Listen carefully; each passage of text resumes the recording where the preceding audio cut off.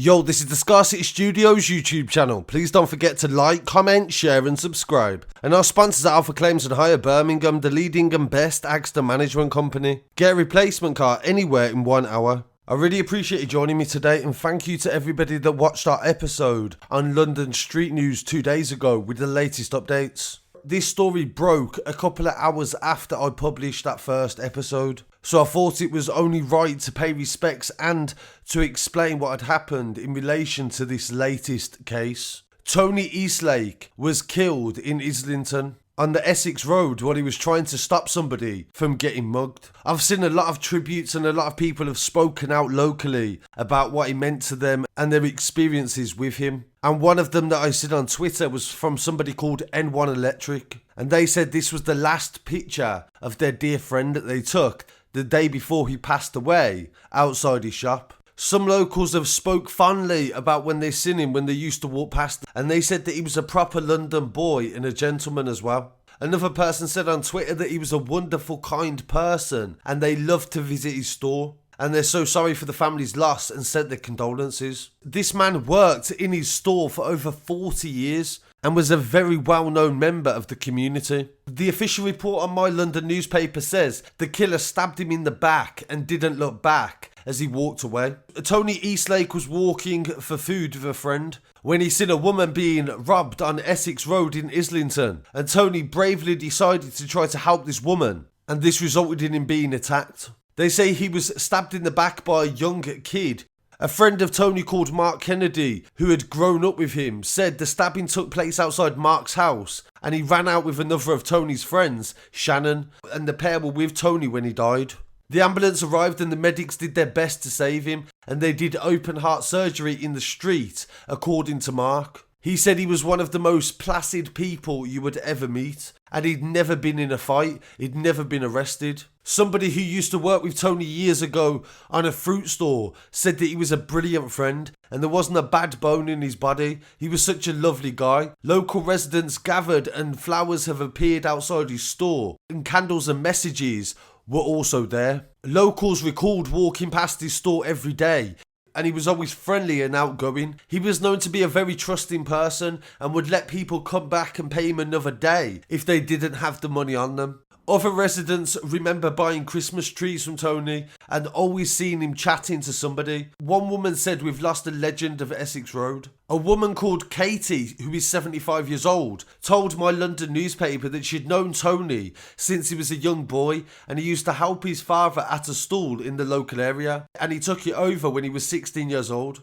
In a statement by Metropolitan Police, they said there was called at 5:27 on Saturday the 29th of May to reports of an injured man on Essex Road. Officers attended and found a man with stab wounds and immediately provided first aid. Despite their best efforts of the London Ambulance Service, the man, believed to have been in his 50s, was pronounced dead at the scene at 6 o'clock. So that's a devastating story coming from London, and my condolences to his family. So there has been no arrests as of yet, but we'll definitely keep you updated with anything to do with that story in the future. In some other news coming from Eastbourne, in the Sussex area, a man has admitted GBH after he stabbed an emergency worker and has also been arrested for possession of an offensive weapon. Paul Cunningham, 43, from Eastbourne area, pled guilty to 3 charges of wounding with intent and assault by beating. The incident happened in the early hours of September the 14th last year, and police officers were called to an incident in Terminus Road. They dealt with the matter and were about to leave when Cunningham approached the police vehicle.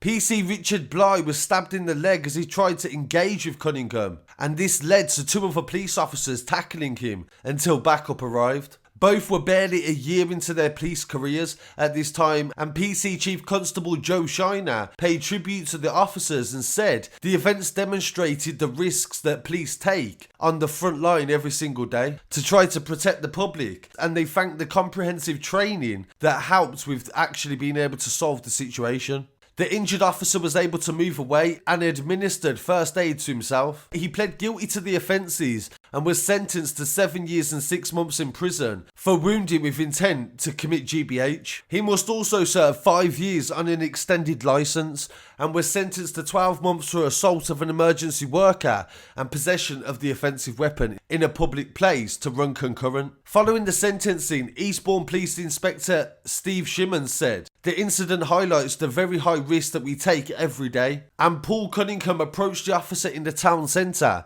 with the intention of doing serious harm. And in other news as well, coming from London, several men have been jailed for another incident that happened in 2019. The body cam footage showed the moment that the police made an arrest after they believed that a gun was being sold in the South London area. Police had been doing investigations and using surveillance, and they stopped a blue Toyota Prius in the Woodvale, Lewisham area on 6/20, July the 4th, 2019. Reese White, 22 years old, was detained at the scene and was found in possession of a revolver. He's one of 5 men who were sentenced at Woolwich Crown Court on Wednesday the 26th of May for numerous firearm offences.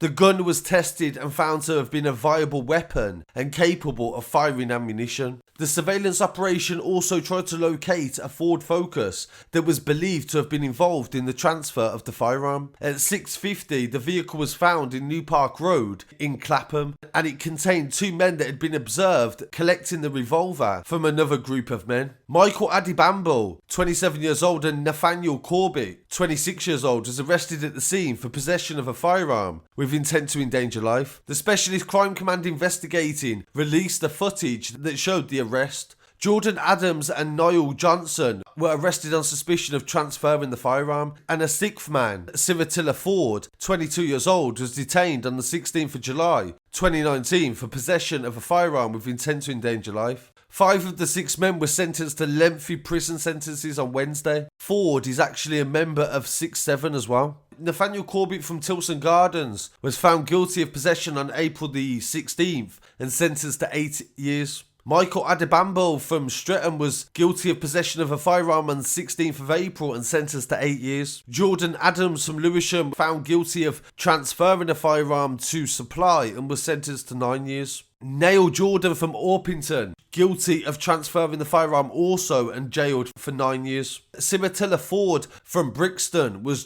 found guilty of possession of a firearm, and he will be sentenced at a later date. Detective Constable Ian Logan from the Crime South Command described the men as very dangerous individuals and said, "I'm very proud to have taken these 6 individuals off the street and put them behind bars for a significant amount of time." So really appreciate you joining me for this brief update on some more London street news, and we've got some other news coming from across the UK and worldwide in the next few hours. Please don't forget to like, comment, share and subscribe, and follow us online as well, and TikTok at Scarcity Studios. And I'll be back again very shortly with some more news. Peace.